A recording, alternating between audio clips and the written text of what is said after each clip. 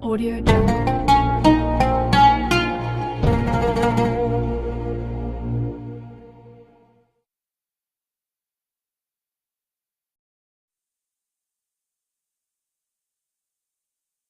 Assalamualaikum warahmatullahi wabarakatuh. Bismillahirrahmanirrahim. Alhamdulillahi rabbil alamin. Wa bihi nasta'in ala umurid dunya waddin. Wassalatu wassalamu ala asyrafil anbiya wal mursalin Sayyidina Muhammadin wa ala alihi wa ashabihi ajma'in, amma ba'd. Wa inna asdaqal hadits kitabullahi ta'ala wa khairal hadi hadi Rasulillah sallallahu alaihi wasallam wa syarrul umuri muhdatsatuha wa kullu muhdatsatin bid'ah wa kullu bid'atin dhalalah wa kullu dhalalatin finnar. Hadirin jamaah sekalian yang dimuliakan oleh Allah Subhanahu wa taala. Seperti biasa, sebelum kita memulai pelajaran kita awali dengan pembacaan Al-Asmaul Husna dengan harapan semoga Allah Subhanahu wa taala senantiasa menjaga iman dan Islam kita dan dimatikan dengan husnul khatimah. Amin ya rabbal alamin. Mari kita mulai membacanya. Bismillahirrahmanirrahim.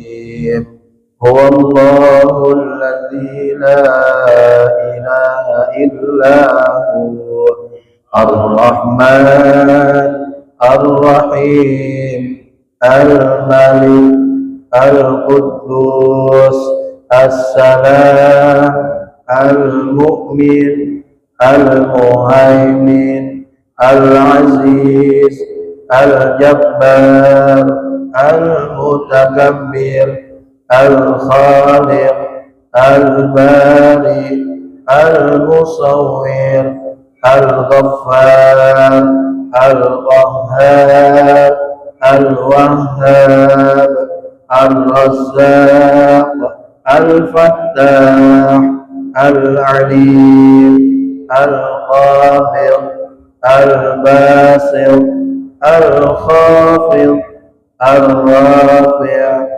Al-Mu'izz Al-Mudhil As-Sami' Al-Basir Al-Hakam Al-Adil Al-Latif Al-Khabir Al-Halim Al-Azim Al-Ghafur Al-Shakur Al-Ali Al-Kabir Al-Hafiz Al-Muqit Al-Hasib Al-Jalil Al-Karim Al-Raqib Al-Mujib Al-Wasi' Al-Hakim Al-Wadud Al-Majid Al-Ba'ith Al-Shahid Al-Haq Al-Wakil Al-Qawi Al-Matin Al-Wali Al-Hamid Al-Muhsi Al-Mubdi Al-Mu'id Al-Muhyi Al-Mumit Al-Hayy Al-Qayyum Al-Wajid Al-Majid Al-Wahid Al-Ahad As-Samad Al-Qadir Al-Muqtadir Al-Muqaddim Al-Muakhir Al-Awwal Al-Akhir Al-Zahir Al-Batin Al-Wali Al-Muta'ali Al-Bar At-Tawwab Al-Muntaqim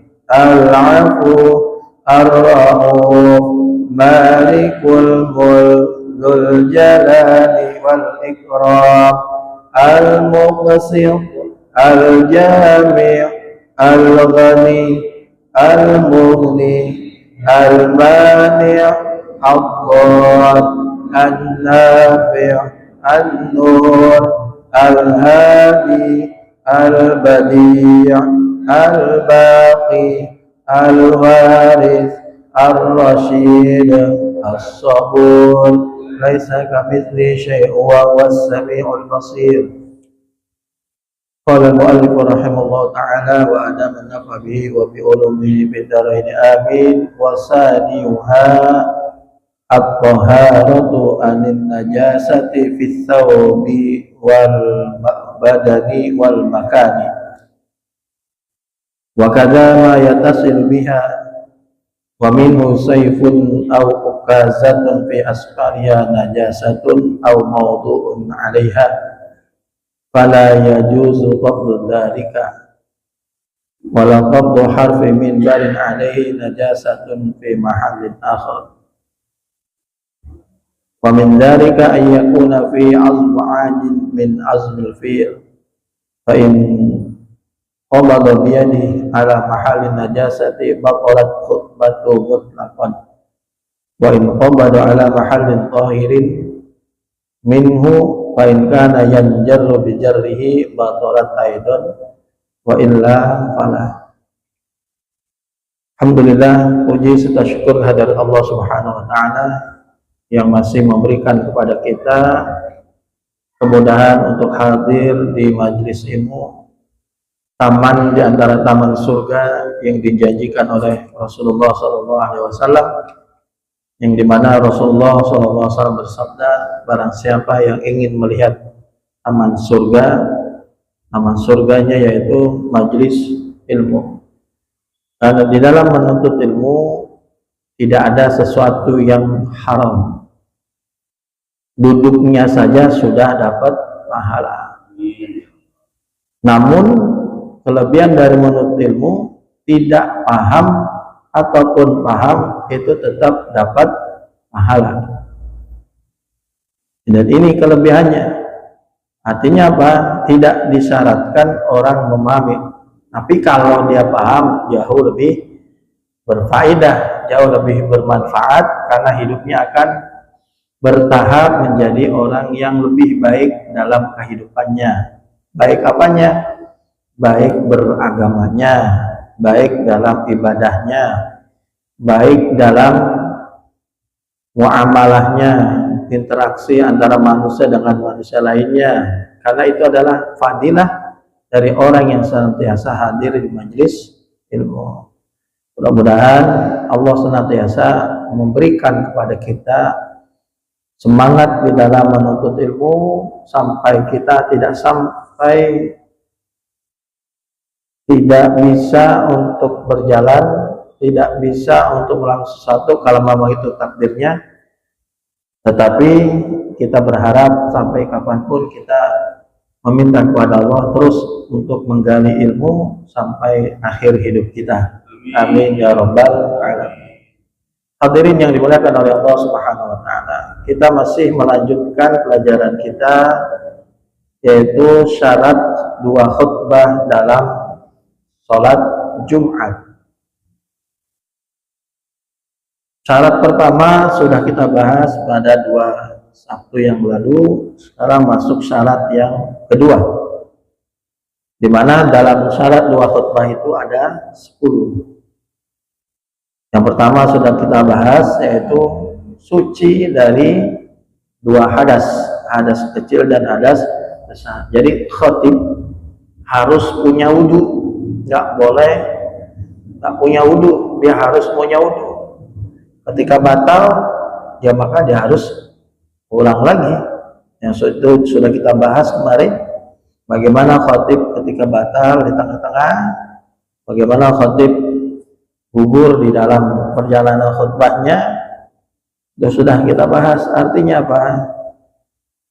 Semuanya ada ilmunya. Oleh sebab itu tidak serta-merta orang yang khatib itu boleh dilakukan baik dia berwudu ataupun tidak, karena kedudukan khutbah Jumat itu menggantikan dari 2 rakaat dalam sholat.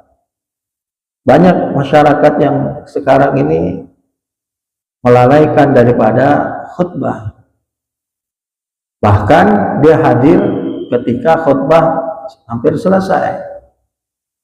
Dan ini bahaya sekali, nanti dipertanyakan keimanannya.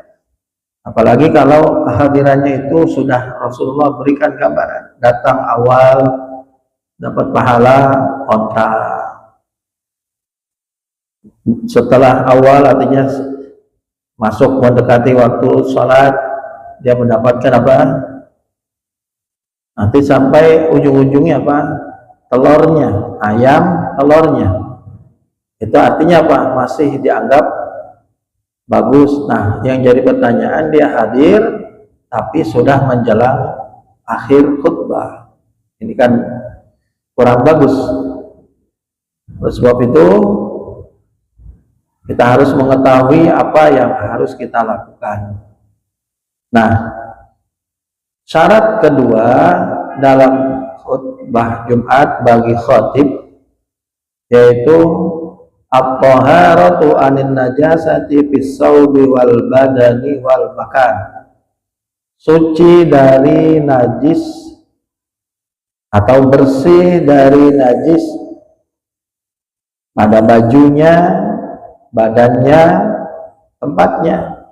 Jadi memang betul-betul bersih dari hal-hal yang terkena najis bagi si khatib.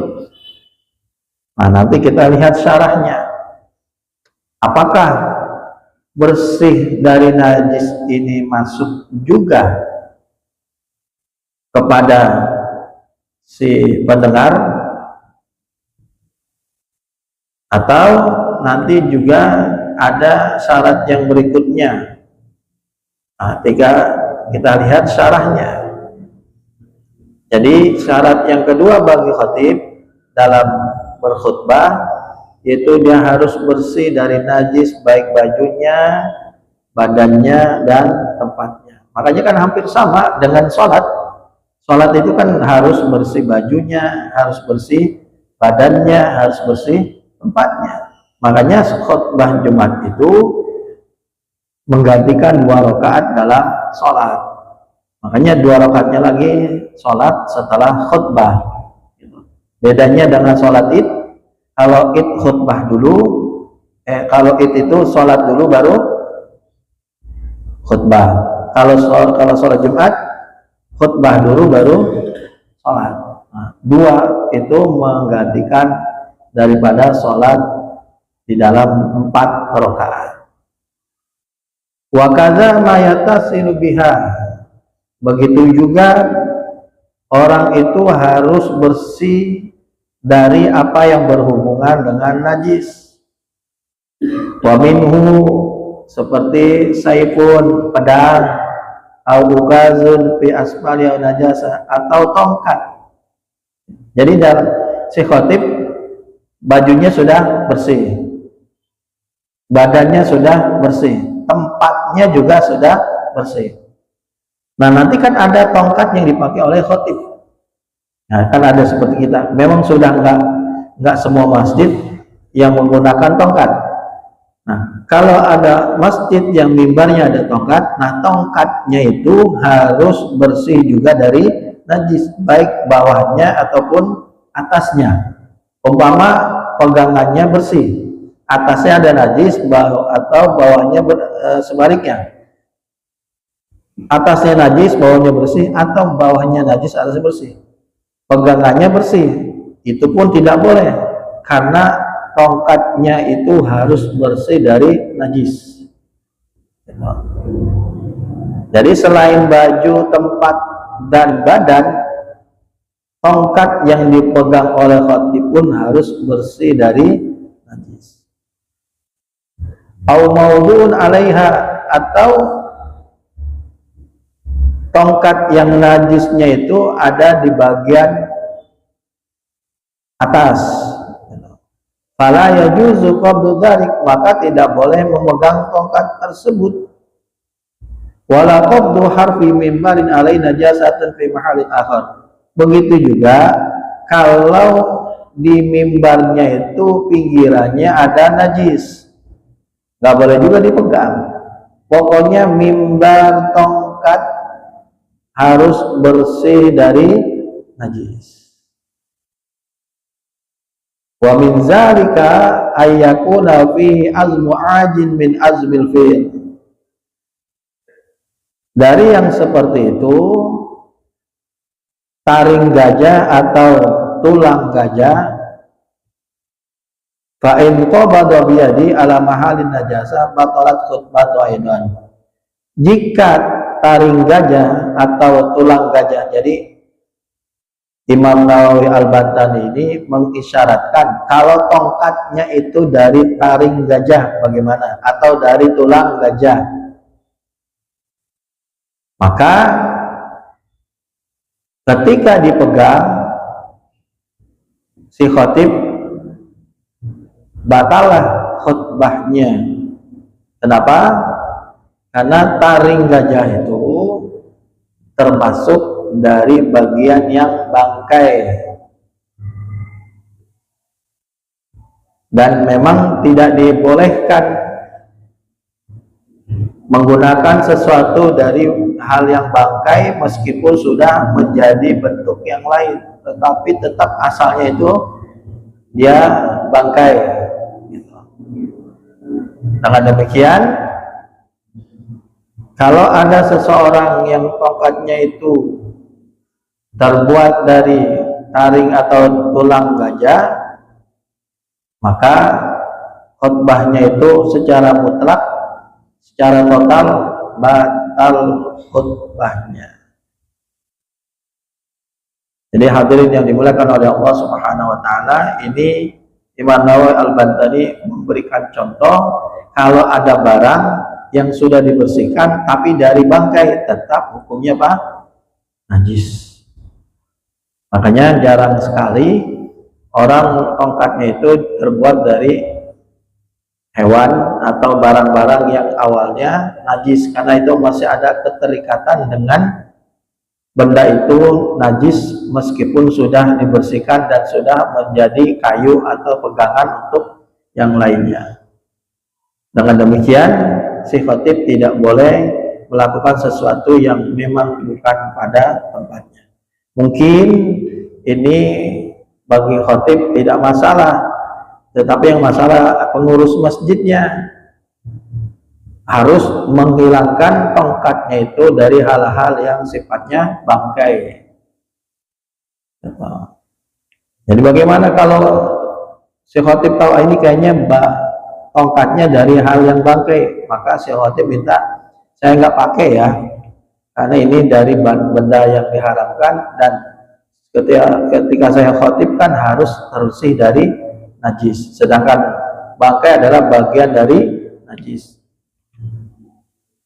Faidatun, ada suatu faidah, ada suatu manfaat berbicara tentang taring gajah atau tulang gajah. Makanya Imam Nawawi memberikan komentar tersebut, ternyata ada tujuan. Qala Muhammad bin Ya'qub fil qamus, di dalam qamus Muhammad bin Ya'qub mengatakan wal aj azmul fil, yang dinamakan dengan aj yaitu taring gajah. Wa min khawasihi annahu yukhar in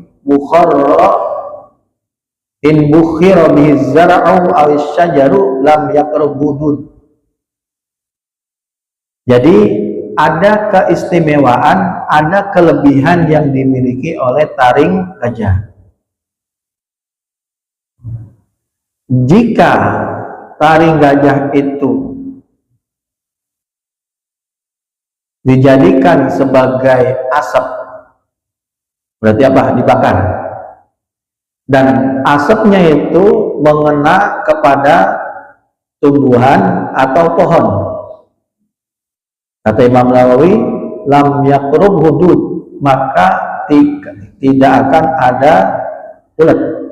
Berarti apa? Asap yang dibakar dari taring gajah itu membuahkan apa? Pohon itu terhindar dari hama, terhindar dari penyakit, dan itulah yang menyebabkan pohon atau tumbuhan itu menjadi tetap segar dan tidak bermasalah. Nah, ini menurut Imam Nawawi berbicara tentang taring gajah. Bagaimana kalau ada hal yang lain, ada khasiat yang lain. Nah ini beliau bicara lagi. Wa syaribatuhu kulla yaumin dirhaman bima'in wa asal in jumi'at ba'da sab'ati ayyam hamilat. Kalau ada orang minum dan minumnya itu dengan taring, dan di dalam taring itu ada air dan madu,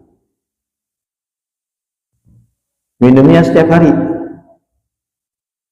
lalu dia bersetubuh dengan istrinya, maka nanti setelah 7 hari maka istrinya itu akan hamil. Nah, ini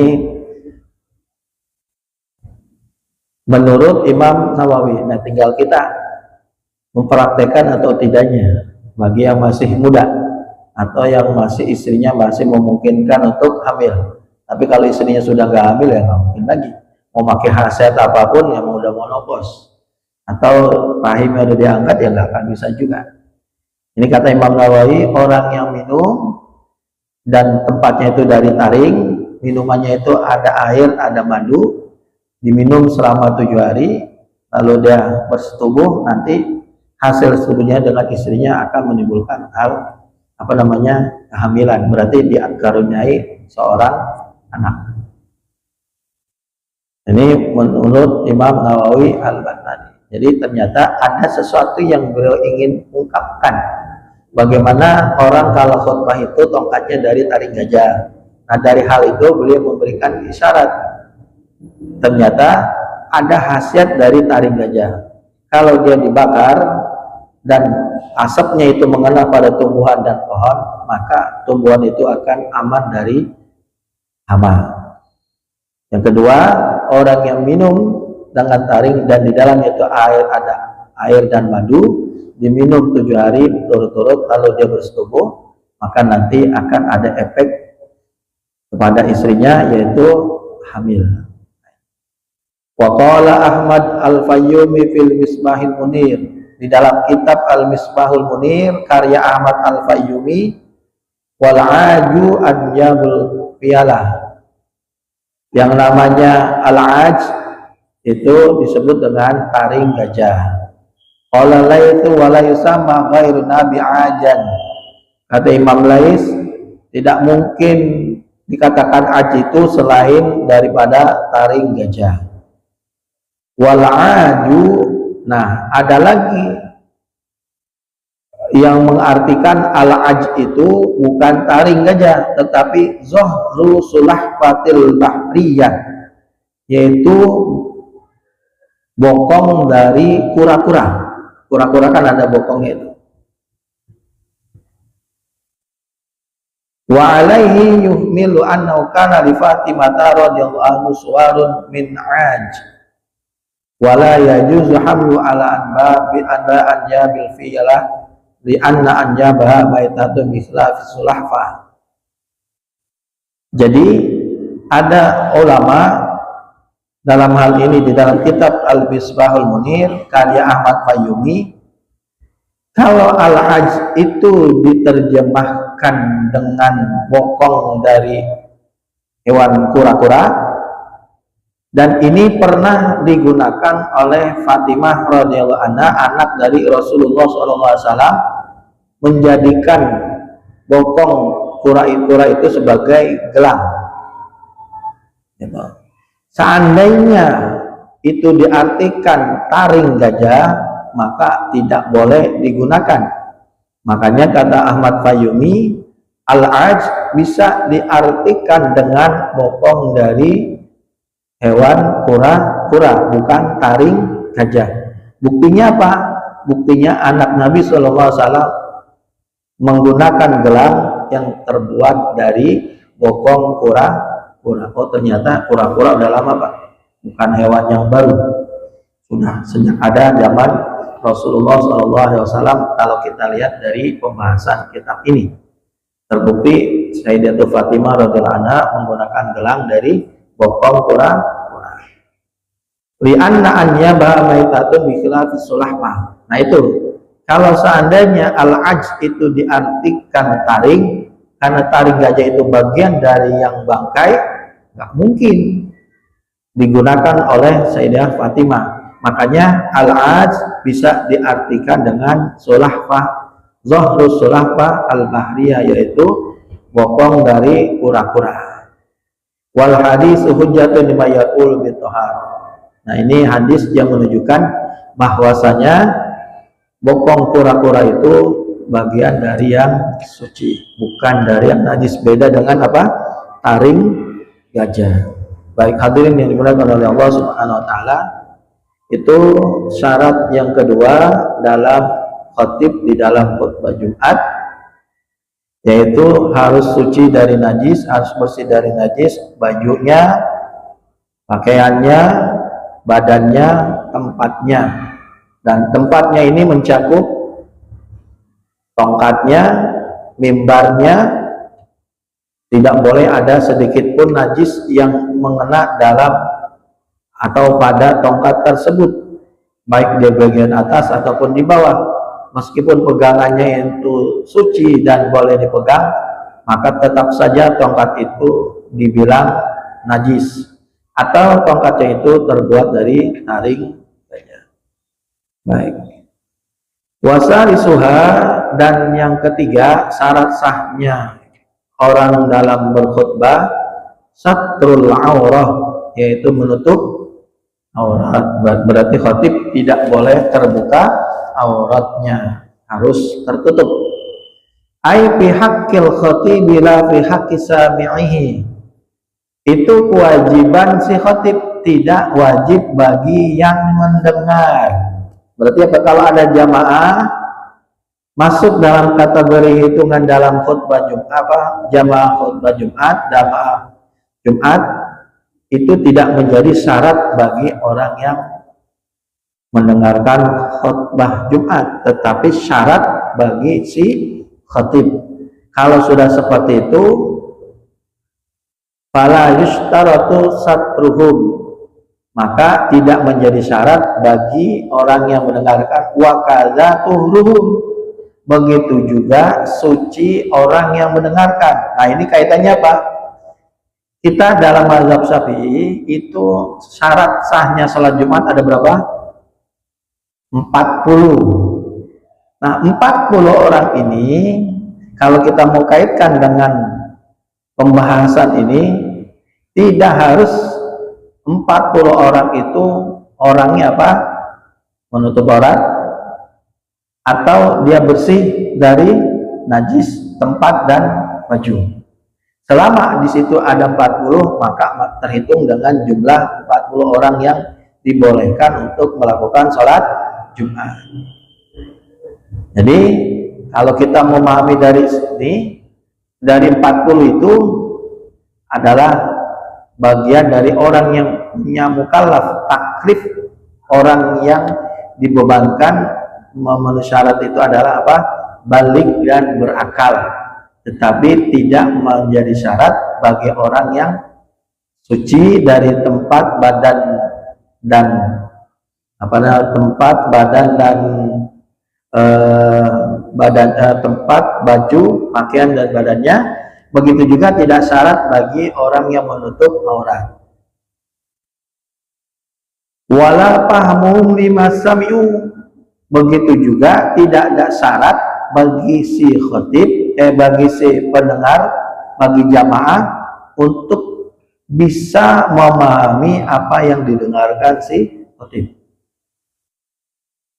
Umpama ada jamaah yang nggak paham, tapi dia bagian dari orang yang balik dan berakal, sah sholat Jumatnya. Karena terkadang jamaah sholat Jumat itu ketika khutbah berkumandang atau khutbah sedang berjalan, meskipun tidak semua, apa yang terjadi? Jamaahnya sebagian tidur.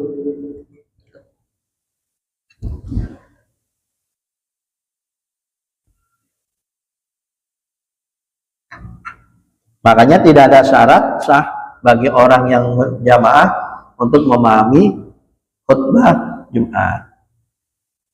Nah, ini juga kaitannya dengan khutbahnya dengan bahasa Arab. Makanya ada sebagian masjid khutbahnya dengan bahasa Arab. Berarti apa? Yang disampaikan pasti jamaahnya nggak paham, tetapi rukunnya ada, selesai. Nah, di sini Pak pahamnya apa pentingnya ngaji. Kalau ada orang nggak ngaji, saya mah bilang itu sholatnya nggak sah. Kenapa? Orang jamaahnya orang Indonesia, khutbahnya pakai bahasa Arab, masa dibilang sah. Nah, kalau ada orang bilang begitu, berarti orang tersebut belum ngaji. Karena jamaah tidak menjadi syarat sahnya dalam khutbah Jumat. Yang menjadi syarat sahnya Jumat yaitu si khotib, bukan si jamaahnya. Oleh sebab itu, bagi orang yang berbicara tanpa ilmu, biasanya omongannya selalu tegang, omongannya selalu tinggi, dan mengatakan sesuatu yang tanpa dengan ilmunya.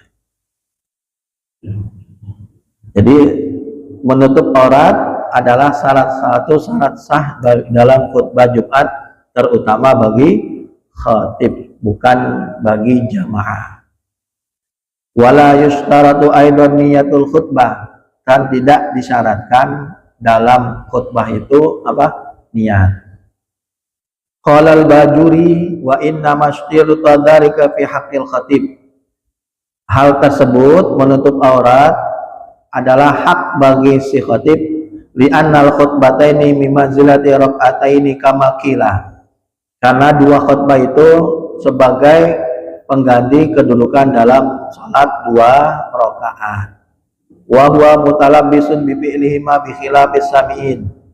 Dan si khatib itu adalah orang yang mengerjakan 2 rakaat tersebut berbeda dengan si pendengar. Wa zahiru sihatu khutbatil ajizi anis sutrah dunal ajizi anturil hadasi wal khabas. Yang zahirnya sah khutbah itu bagi orang yang tidak mampu untuk menutup aurat, tetapi tidak mampu untuk bersih dari hadas dan khabas. Dari hadas dan khabas artinya dari hadas kecil dan besar dan kotoran. Jadi hadirin yang dimuliakan oleh Allah Subhanahu wa taala, bahwasanya khutbah Jumat itu terlaksana harus betul-betul disempurnakan oleh si khatib, sehingga betul-betul si khatib memahami apa syarat dalam khutbah yang dia sedang melakukan. Kalau rukun kita sudah bahas sebelumnya. Nah, sekarang kita membahas tentang apa? Tentang syarat dalam sholat, syarat dalam khutbah. Makanya sholat pun sama, ada rukun sholat, ada syarat sahnya sholat. Dalam khutbah pun sama, ada rukun khutbah, ada syarat khutbah. Kalau rukun sholat berapa Pak? Rukun sholat ada berapa? 17. Kalau tumak ninahnya diikutkan, kalau tumak ninahnya nggak diikutkan, satu saja nanti dianggap yang lainnya juga harus tumak ninah, ada berapa? 13. Jadi kan gini, rukun sholat ada 17. Yang pertama apa? Berdiri. Makanya sholat itu wajib berdiri, khususnya sholat fardu. Kalau dia mampu wajib berdiri, berbeda kalau dia sakit. Makanya tidak akan sah bagi orang yang sehat sholat fardunya sambil duduk. Makanya berdiri adalah bagian daripada rukun sholat. Yang kedua, niat. Yang ketiga, baca Fatihah. Yang keempat, ruku. Yang kelima, tumak nina, kita ikutin dulu. Yang keenam, iktidal. Yang ketujuh, tumak nina. Yang kedelapan, sujud. Yang kesembilan, tumak nina. Yang ke-10 apa Pak? Duduk tahiyat. Yang ke-11 tumak nina. Yang ke-12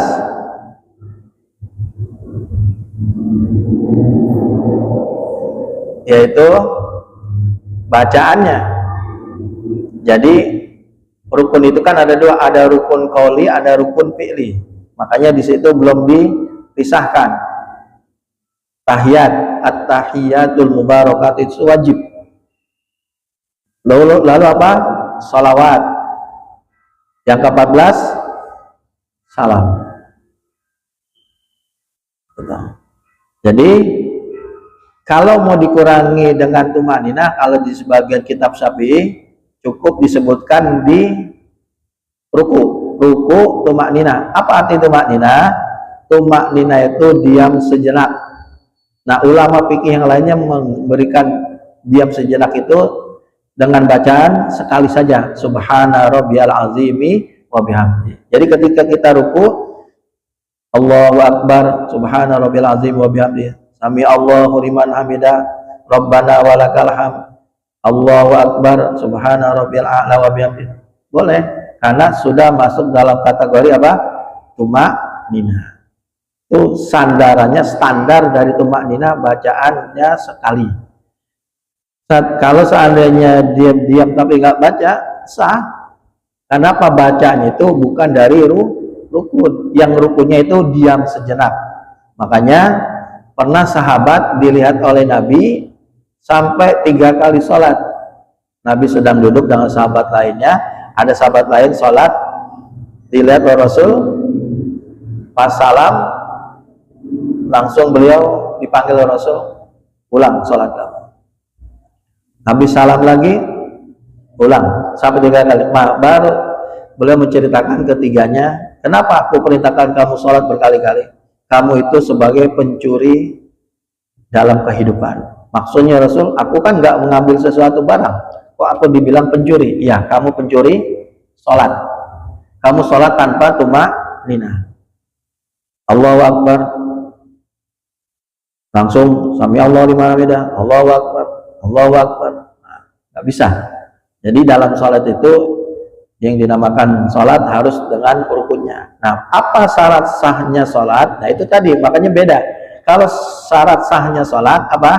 Menutup aurat.